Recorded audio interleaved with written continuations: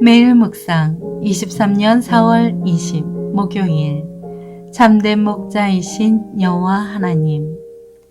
예레미야 23장 1절에서 8절 말씀. 여호와의 말이다. 내 목장의 양을 멸하고 흩어버리는 목자들에게 화가 있도다.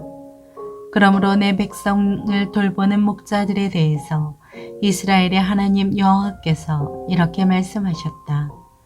너희가 내 양떼를 흩어버리고 그들을 쫓아냈으며 그들에게 주의를 주지 않았다. 보라, 너희의 악한 행위로 인해 내가 너희에게 벌 줄 것이다. 여호와의 말이다.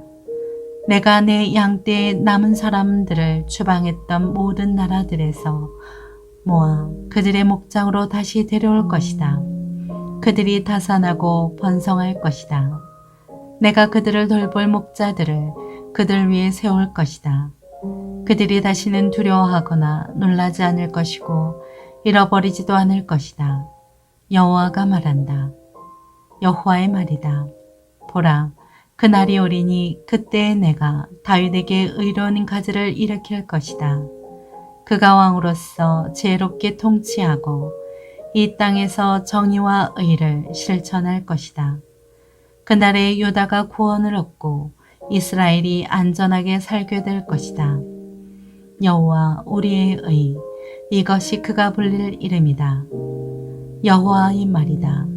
그러므로 보라, 그날들이 오리니 그때는 그들이 이스라엘 자손들을 이집트 땅에서 이끌어내신 여호와께서 살아계신 것 같이라고 더 이상 말하지 않고 이스라엘 집의 자손들을 북쪽 땅에서 그들을 쫓아내었던 모든 나라들에서 이끌어내신 여호와께서 살아계신 것 같이 라고 말할 것이다.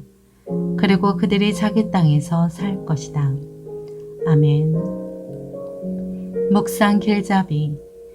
우리의 영원한 목자이신 하나님만을 진정으로 믿고 의지함으로 영혼의 참된 회복과 자유를 얻게 합니다.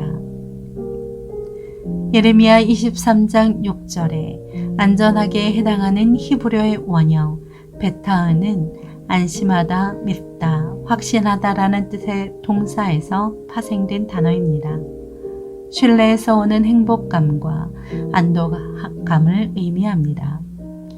양들에게 목자의 존재는 절대적입니다. 목자를 통해 먹을 것과 쉴 곳을 얻기 때문입니다. 맹수의 공격에서 양들을 지키는 것도 목자의 의무입니다. 유다 백성에게도 그렇게 바른 역할을 하는 목자가 필요했습니다. 첫째, 목자들을 세우시는 하나님. 유다 멸망의 1차적인 책임은 왕과 같은 지도자에게 있었습니다. 그들은 목자로서의 책임을 져버렸습니다. 하나님은 거짓 목자들을 심판하시고 직접 남은 양떼를 모아 돌아오겠다고 말씀하셨습니다. 그리고 직접 목자들을 세워 양들을 두려워하거나 놀라는 일이 없이 기르겠다고 약속하셨습니다. 둘째, 다윗의 의로운 가지.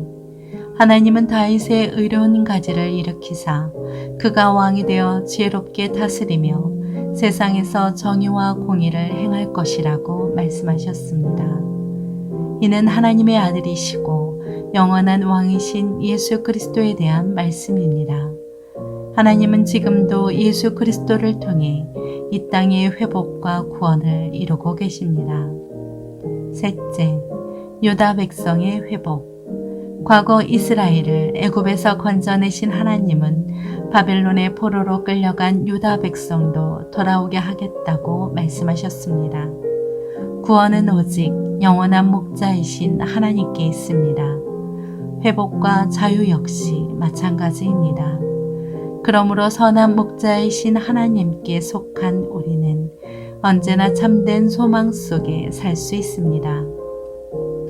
선한 목자이신 하나님은 우리를 죄와 구원에서 건져내시기 위해 인간의 몸을 입고 이 땅에 오셨습니다.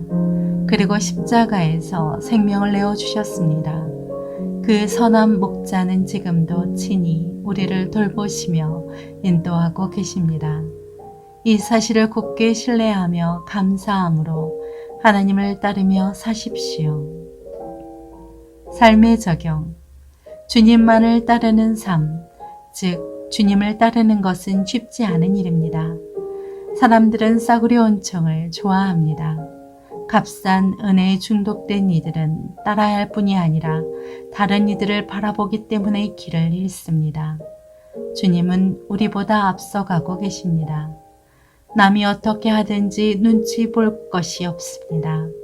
각자 자기 삶의 자리에서 주님의 부르심에 응답하여 주님의 손과 발이 되면 됩니다. 그런 구체적인 섬김의 실천이 믿음을 더욱 깊어지게 할 것입니다. 선한 목자이신 하나님을 절대적으로 의지하며 살아가는 양이 되십시오. 기도합니다.